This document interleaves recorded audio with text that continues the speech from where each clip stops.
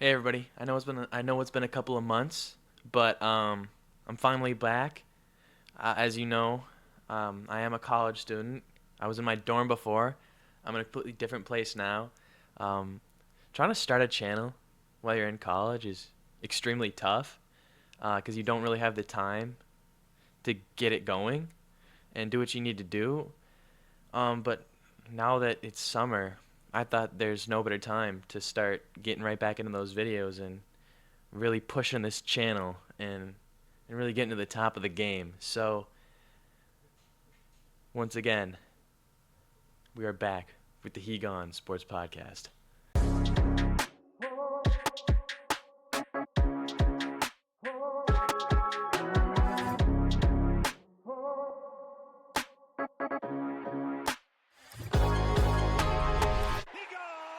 So start from here on out. I'm actually going to be doing 2 videos a week with on Monday and Friday. And my Monday videos are going to be all types of sort of things like currently I have a slate lined up for ranking every position, every starting position. And then on every Friday, and this goes for all sports, Friday is going to be our ranking day team wise, power rankings. And so, since it is Friday, there's nothing better than our first power ranking of the year. And so, I think we're going to get right into it with the MLB power rankings for this week. We have just passed a third of the season, and so we kind of have a really good feel for what the best teams are, what the worst teams are. So this hopefully won't be as controversial as the last time that I did a ranking on teams. Which, if you actually look back at it, it's not as bad as some of the comments were saying. But we'll get it started right away. And at 30, I think we all know who it is. It's going to be the Chicago White Sox. I mean, they only have 15 wins. They've lost 8 straight at the time of the recording. They're 1-9 in their last 10 games.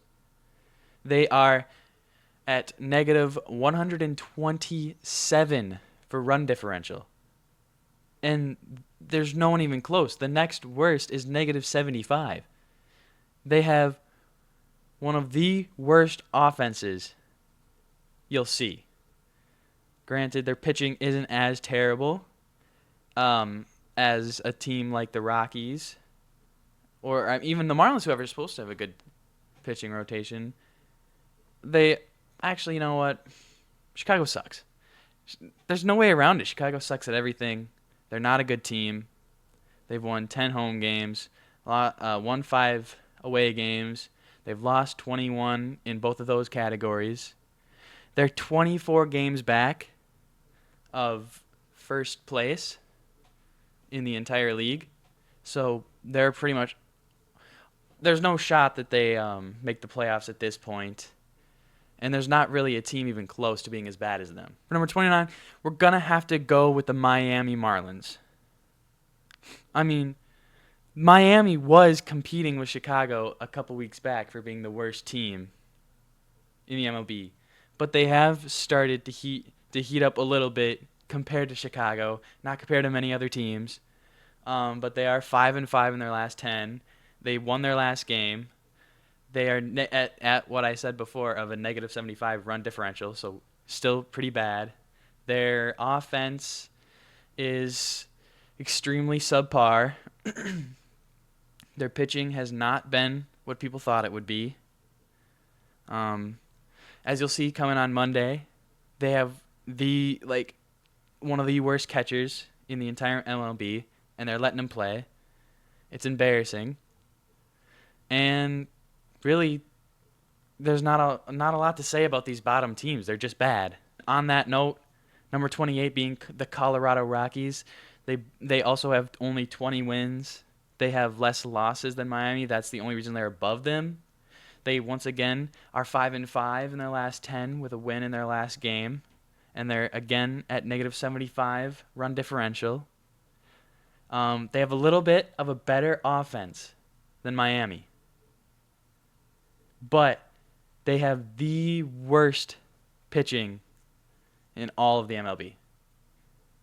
And you can't have the worst pitching in all of MLB if you're playing in that stadium.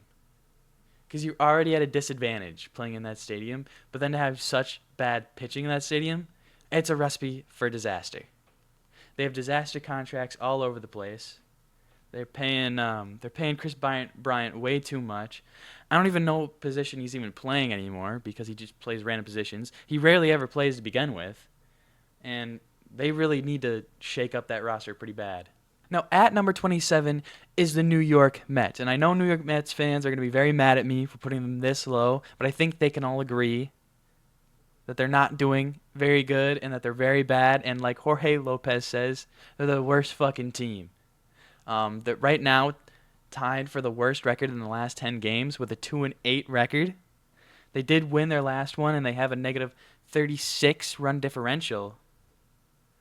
But really, I don't know what's going on. Like, you look at their lineup. Actually, I know what's going on. They have a couple of injuries, especially to a big player like their catcher. Pete Alonso's probably going to get traded at some point. The team chemistry there isn't working. Their manager is new, and already when he was first hired, people were confused. They didn't know if he was all that good. He's showing that he isn't all that good. And this team is really struggling chemistry-wise, and I think that's really what's showing up as of late for why they're sucking. Now, for the number 26 team, we're actually going to go with the Los Angeles Angels. They are 21-34. They are 4-6 in the last 10 games, and they lost most recently, and they have the same run differential as New York at negative 36. Now, their offense is a little bit better, but their pitching or defense is not as good,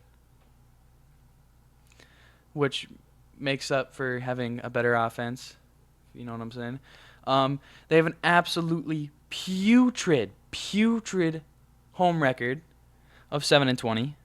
They're actually at 500 on road games, which is pretty good for a team that is apparently this bad. But you can't go 7-20 at home. I mean, you can't go 7-20 at home and expect to be any higher than 26. Next at number 25 is going to be the Oakland Athletics. They are 23-35. They are 4-6 in their last 10 games. They've lost 2 in a row now, and they have a negative 62 run differential. And this is because they have not a great offense and not a great defense or pitching. So you wonder how the heck they got over the Mets. But you got to just look at how bad the Mets have playing as of recently, because this is power ranking, so it's going to be recency biased. And so that's why they just barely squeak out over the Mets. But this is a bad team. We knew it at the beginning of the season it was going to be a bad team. We know now it's going to be a bad team. It is improved on what it was last year, because they were the Chicago White Sox of last year. They are currently 8 games above the White Sox, which I would call a win for them. But overall, in the grand schemes of the league, they are still a bottom team in the league. Now, for my number 24 team, I'm going to have to go with the Arizona Diamondbacks. And yes, it hurts me to put them this low. I did not think that they were going to be as good as they were last year. I thought they had a lot of young guys, a lot of guys that pitchers didn't really know how to pitch against, because when you're a younger guy, either you don't have what it takes right away, or you have what it takes, pitchers just don't know how to execute against you yet. And I thought there was a lot of that led to them getting to the World Series. And I put it in my ranking video. I had them under multiple different teams. I think I had them in B tier even after going to the World Series, because I just knew that their team that they had isn't one of those teams where it's like the next year they're going to be just as good, everyone's going to get better. I think that young players always struggle in their second years. And I think it's showing with how bad Corbin Carroll's been playing. I know people like to say that Corbin Carroll had that injury and he's been bad since that injury. But if Corbin Carroll is playing bad, he's playing bad. And Arizona is at 25-31, and they've lost 4 in a row, and they've only won 4 of their last 10. This is not a good ball team. And, I think they have a lot of improvement. I think once we get past the All-Star break, we could see them jumping up further. I think that all their players are going to at some point get out of that funk, and they're going to get up. Because I like the team a lot. I like the players. But that division is hard, man. That division is really, really hard. And speaking of young guys not showing up this season, we got to talk about the Cincinnati Reds because they are my number 23 team. This is a team that a lot of guys thought were going to be really, really good and compete in the NL Central. And granted, they didn't think that they were going to be some great team. They just thought that they were going to be good enough to compete in a bad division. But like I said before, with the Diamondbacks, young guys, they kind of struggle in their second years. Pitchers figure them out a little bit better. They got to find a little bit different approaches on how to get better. And we haven't seen that yet out of them. I think there's a lot of time for improvement. And I think that you're going to see those guys improve. Even though Ellie isn't hitting like an all-star, when he gets on, he's very productive. He gets the steals. He gets himself in scoring position. It's what you love to see. Now we just got to find more guys that can actually produce with Ellie on, and Ellie needs to produce himself. I think that's their problem so far because their pitching has actually been very good. Not top level, but very good compared to the other teams that are down here. Their offense just is really one of the reasons why they're struggling right now. They are 5-5 in their last 10, so they're doing okay. They did lose 2 in a row, which hurts. But this is a team that I think can really find their groove in mid-July, August, make it interesting for a wild card spot. I really do believe that for them. I do. And my number 22 team is going to have to be the Astros. We're having a run of teams right now that a lot of people thought were going to be much better, but are just struggling in the department of players just not producing what they should be. The Astros, their offense is actually good. It's okay. They're actually almost identical in numbers to what the Diamondbacks are doing right now. So I think it's really just a matter of producing at the right time. I don't think they're producing at the right time that they need to be. Because having a -4 run differential and being at 25-32 is just it's bogus. Really, it's really bogus that they're just having such bad luck. Because you go up and you look at a team like Seattle, who has a -7 run differential, but they're 4 games above 500. And then there's another team like the Rays, who are only 1 game under 500, but at -48 run differential. That's one of the problems I always have with run differential. Is like it'll show you what the great teams are, it'll show you what the bad teams are. But those in between teams, it really shows if you're lucky or not, if you're hitting at the right time or not. And from what it looks like right now, the Astros are just not hitting at the right time. They did win their last game, but they're 4-6 in their last 10. That's not where you want to be. I want to see some more of those 5-5s to 6-4s to show that you're actually improving and getting out of your slump and getting out of that hole that you've dug yourself in. But they got to be better on the road. They definitely got to be much better at home. You don't like to see that losing record at home, especially for a team as good as what the Astros should be. But yeah, this is a team, again, that I think you could see improve. And, there's no real threat there in the division. Now, my number 21 team, this pains me in the fact that I thought that they were good, but it also, I love it as a resident Brewers fan, but I gotta put the Chicago Cubs down at 21. This is a team that was within one game of first place in their division and a decent amount of games above 500. And then they just fell off. I mean, you look at it, they're 2-8 in their last 10. They just lost a series to the Brewers, the rival Brewers, where they only won 1 out of 4 games. And that's not a recipe for success, especially when just in this series alone, they went from second in the division all the way to third in the division, because St. Louis has now jumped them from last place all the way to second place, which is crazy. But this Chicago Cubs team is now below 500 at 28-29. This team has a negative 10 run differential, where their offense is okay. I wouldn't call it great, but it's okay. Their pitching is okay. Wouldn't call it great, but it's okay. But they are, once again, like a lot of these other teams I've been talking about, are not hitting at the right time. They're not getting those clutch hits that you need to win games. And I think if they had just a little bit more of those clutch hits, they would be higher on this list. They would be above 500 still, and they would not be below 15. Now at number 20 on my list, I'm actually going to put the Pittsburgh Pirates.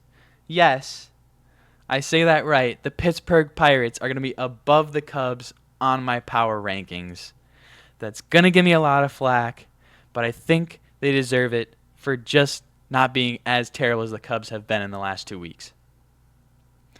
But with that said, they are 5-5, so they're about that 500 line, which is good. That means they're improving their record because they're below 500 at 26-30. And this team, when you look at their run differential of negative 29, you see their offense. And you see that they haven't created a great amount of runs, and they've given up a decent amount of runs. And you see an average team at 20. This is one of those teams that a lot of people thought were like, oh, they got the young guys, they'll do something. Yeah, they got young guys, but it's been quite a few years now of them doing nothing with those young guys, and I don't see it changing. I think Pittsburgh is one of the only teams so far from this recent bunch that I don't see even having a shot of coming up this list. I don't think they're going down the list, but I don't think they're coming up the list. Now, at the number 19 spot, we're going to have to go with the Tampa Bay Rays. They're at 28-29, so a game under 500. And like the Cubs, they're 3-7 in their last 10. They have won 2 in a row, so they're starting to get out of it. But going 3-7 at any point in the season is just not where you want to be. It's not a recipe for getting to the playoffs. I'm sorry to say it, but playoff teams really don't have those type of weeks. They could have 5-5 weeks, 4 out of 10s, but 3, 2, or 1 doesn't happen. You don't do that as a good baseball team. And when you look at this team, you see a negative 48 run differential. You see the 224 runs for, which is not great. And then you see the 272 runs against, which is really not great. So even seeing that this team is barely under 500 is surprising. I think that this team should be much under, but they have. I guess they've been lucky. They're not a great team, so maybe they haven't been lucky. But I think they've been lucky that they're even this good. So I could see this team falling out fairly soon. At my number 18 spot, I'm going to have to go with the Texas Rangers. They are 27 and 29. This one pains me more than any other one because I had them in my S tier of teams this season. I messed up. Okay, I messed up on that one. I still think they got a great shot because they are the Rangers. They just won a World Series, so they got to still be good. There's got to be something in there. And 3 straight wins, they're showing me there is something in there. But I got to see more fight out of these guys. Being under 500 a third of the way through the season is not where you want to be as a defending champion. And their offense has taken a major step back from where it was. And their pitching is still good. Still okay. It's not, again, not one of those top ones, but it's definitely better than these other ones we've been talking about. But this offense is one of the major reasons why they're not the same as they were before. Like, they went from having the best offense last year to an average offense this year. And an average offense isn't terrible. You can win with an average offense. But when your team's created based off of your offensive output and then you have an average offense, things aren't going to go well. So I think overall, as long as they get their offense together, I think this team will get back into their groove. Looks like they already have started to get back in their groove. And hopefully this gets high up so my rankings are still good. And now, at number 17, we're going to go with the Toronto Blue Jays. They have won 3 straight games. They are 6 and 4 in their last 10. 26 and 29. So just one less win than the Rangers. But I think overall they've had a better last 2 weeks, so that's why I'm putting them there. And they're having a very similar problem to what the Rangers had, where they're supposedly have to have this great offense, but it's not there right now. Actually, honestly, Blue Jays, their offense is been kind of atrocious. Only 220 runs for is not what you want to see out of a team that's supposed to be very good offensively. And pitching-wise, they're not where they're supposed to be. I got flamed in the comments in my ranking video saying that they had one of the best rotations in baseball. Where are you at? Where are those people at now?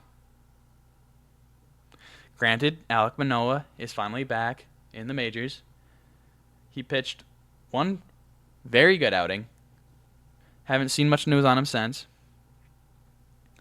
But hopefully that kind of flips this over, gets their pitching back together, and hopefully they can really focus on getting this offense together. And this is one of those teams, again, that you'll see jump up throughout these rankings. And at my number 16 spot, so right before we get to the top half, we're going to have the Washington Nationals, who are also at 26 and 29. They are also 6 and 4 in their last 10 and have won 2 in a row. But the reason I have them higher than Toronto is because they have a slightly better offense, and I mean barely. They have 2 more runs for. But their pitching so far has also been better. With the tune to 16 less runs against. That is the only reason why the Nationals are above the Blue Jays. I don't think they'll be above the Blue Jays for very long, but right now at this very moment, that's where they are. These Nationals will drop at some point. I don't believe in their team. We'll see how it goes. Now, starting out, the top half of these teams in the power rankings, we're gonna have to go with the Boston Red Sox. This team is at 28-29, so again, under 500. This is quite sad for me to see that over half of the league is under 500 right now. But that's just how the cookie crumbles sometimes. This team has a very good, very good run differential compared to the rest of the teams below them. They're at positive 19. Yes, only our second positive number so far, because the Rangers were at positive 1. But this team is positive right now because their pitching has been very good. Again, not top level, but very good. Offense, average to a little bit above average because some offenses are just awful. But I would say really average. They're not a top-end offense, not a top-end defense, but they get the job done. They've lost 2 in a row, though, but they have had a little bit of hard competition in the last couple of weeks. But there's no way you can put them under any of the other teams I've said. No way you could convince me of that. And now for my number 14 team, I'm going to have to go with the Detroit Tigers. They are at 500 at 28-28. They are 5-5 in their last 10. So pretty much on par with what they've been all season. They've won their last game. They have a positive run differential. They have 5 more runs for, with an average offense again. Good pitching again. So very similar to what you see out of the Boston Red Sox. And they're both at 5-5 in their last. But Tigers have one more win, so I'm going to have to give it to them. Do I enjoy doing it? No, I don't enjoy doing that. I didn't think the Tigers were going to be extremely good this year. I don't like Javi Baez. I hope he's not playing very much. We'll see in a couple of weeks when I make that video if he's doing well. I hope not, because I want to flame him. But hey, they're positive on the road, about 500 at home. You like to see it. That's one of the knocks that I'm seeing on the Red Sox, is that the Red Sox are very bad at home, which is sad because it's Fenway. You got to be good at Fenway. But they're not. And so, yeah, got Tigers at 13. And now my number 13 team is going to be the San Diego Padres. Again, it's a team that I struggled with in the ranking because I put them at A tier because I believed in the talent that they had. I believed that they just had one little off year because they had too much talent on their team, too many mouths to feed. They got rid of the biggest mouth. But then they went and they bought an even bigger. They bought another big mouth to bring in, which has helped them a lot. But once again, they have so many mouths to feed. Can they keep that chemistry going? I think they're improved on what they were a couple of weeks ago. If I would have did this video a couple of weeks ago, they probably would have been below 15. But they have been good since. They're 5-5 in their last 10, so they've kind of cooled off just a bit. They have lost their last game. They have, just like the Tigers, a positive 5 run differential. They have a good offense, much better than these other teams that I've been talking about. Pitching, not as good. And really, pitching has been their problem all year. And I think this is one of those teams that at the deadline, if they just get the right pitcher, you could see them make a run. And now at number 12, this is crazy. I didn't think I was going to be able to say this at all this season, but I'm putting the St. Louis Cardinals at 12. Yes, they're at 500, but they have somehow managed to get up to second in their division. They have won 8 of their last 10 games. They've won their last 2, and they have a negative 35 differential, which, yes, sounds bad, but compared to where they were 2 weeks ago, this team has been battling their way back. Now, their offense is still quite putrid. Quite putrid. Their pitching, not great. But in these last weeks, they've been figuring it out.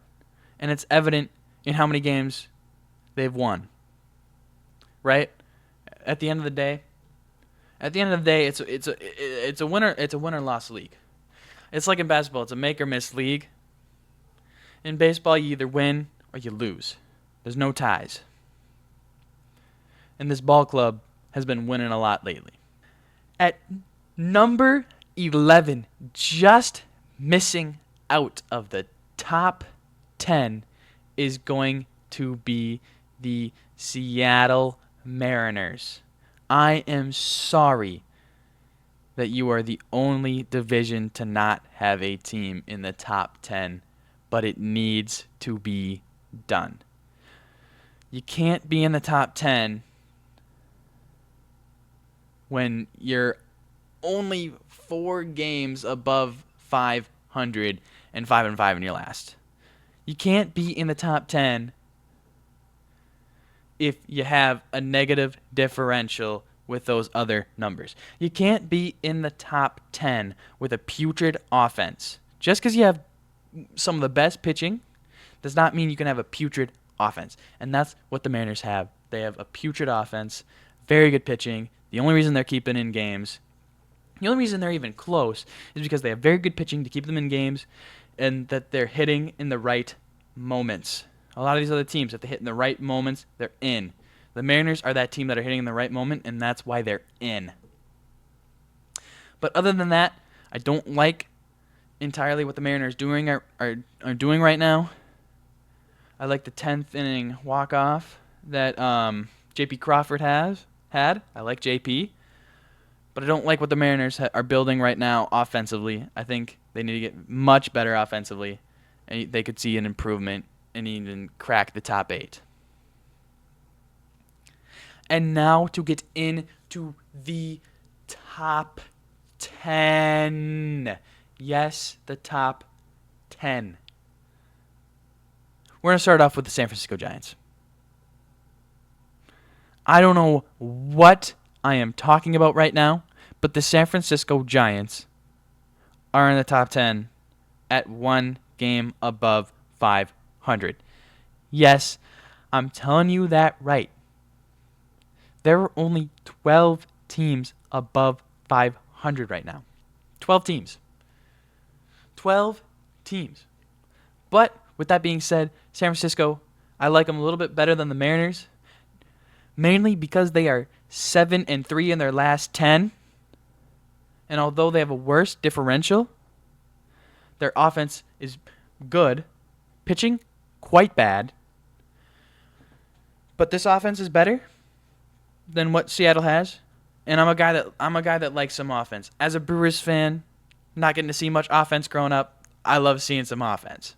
And now to number 9. I'm going to have to put the Atlanta Braves at number 9.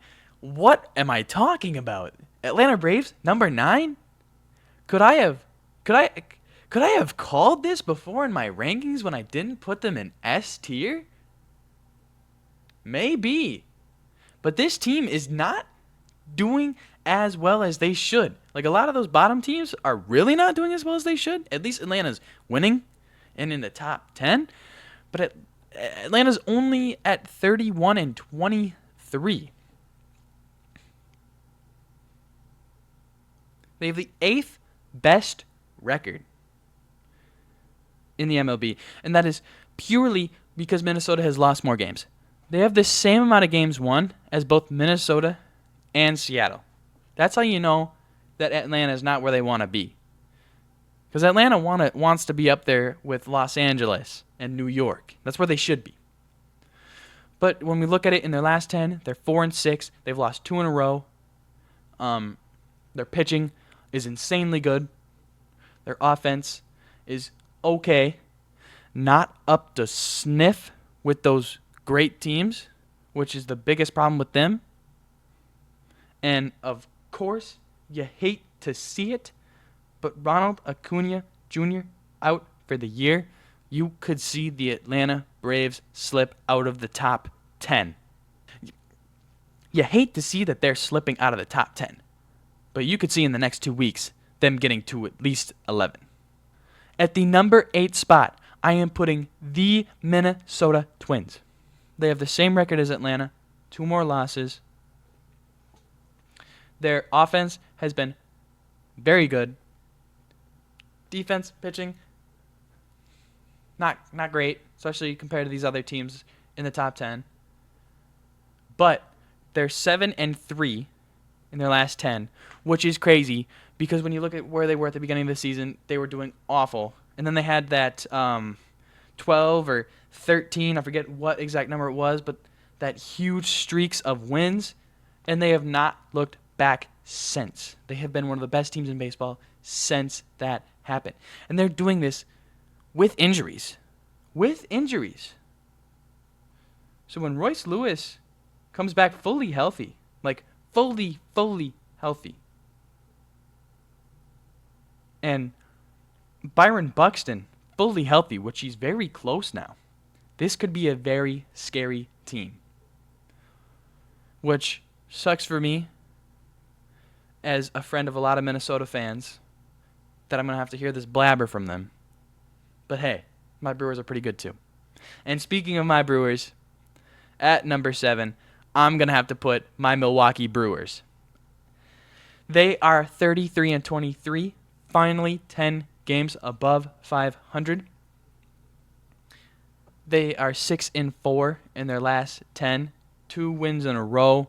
They just won 3 out of 4 against the rival Cubs.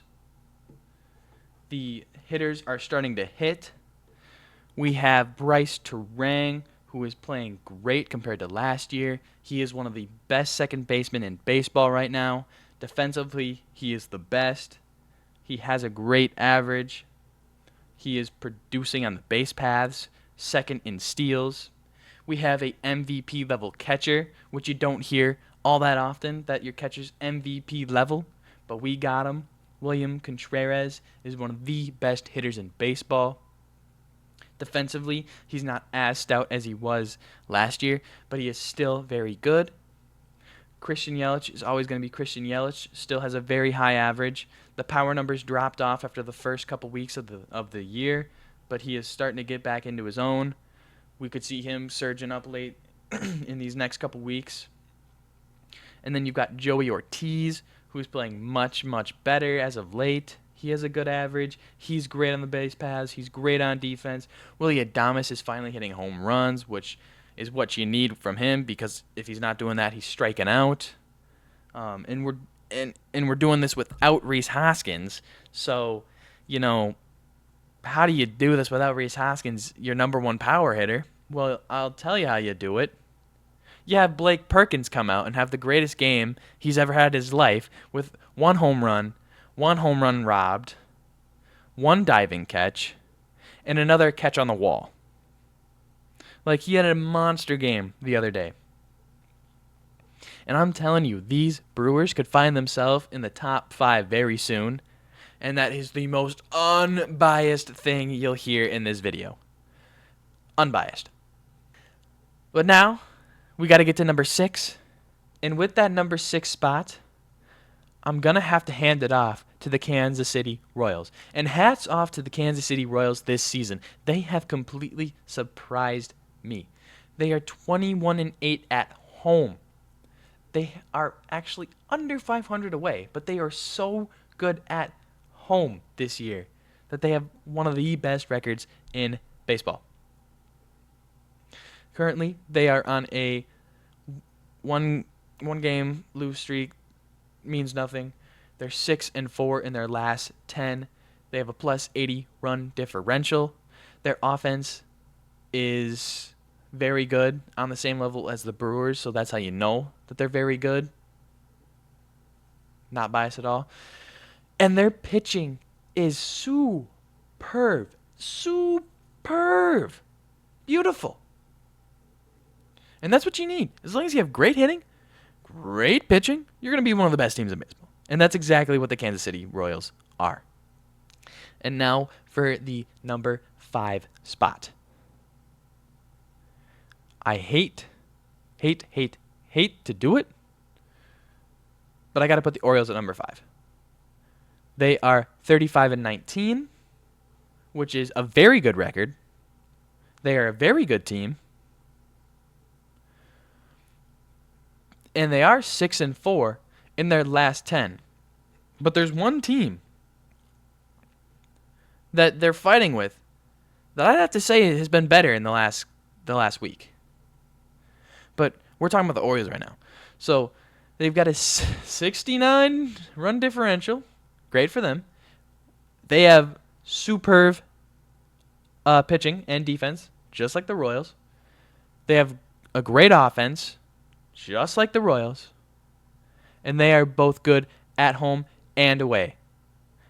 And that's one of the reasons why they're above the Royals right now, is they're good at home and away. And they're actually only 2.5 games off of the top record in the league. But I'm going to lead into this next team that barely squeaked them out for the number 4 spot, and that's going to be the Los Angeles Dodgers. And the reason the Los Angeles Dodgers are barely squeaking them out is they've won 3 in a row. Even though they're only 5-5 in their last 10, they've won 3 in a row. So they've had a great week. They are almost just as good in home and away record, but they are much better offensively than the Orioles and just as good defensive and pitching wise with a 82 run differential. And so you got to put the Dodgers above them. I'm not doing it because they've got all that talent, because the Orioles also have all that talent, but you just got to think that the Dodgers are better right now.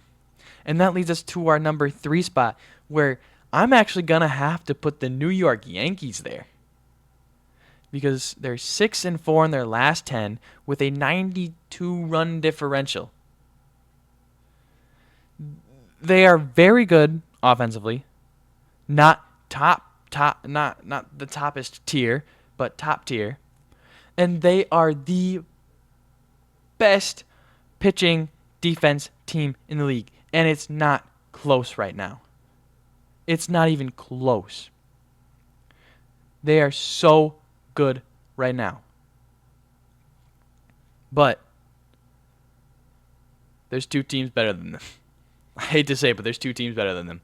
And at number 2, we're going with the Cleveland Guardians. This team right now is on fire. They started out the season on fire, and they're on fire right now. They're 8-2 in their last 10. They finally lost, but they were 8-2 in their last 10. Nasty stuff. That's what you do to get yourself up in the rankings, is you go 8 out of 10. They're great at home. They're great on the road. They're great on offense. They're good pitching-wise.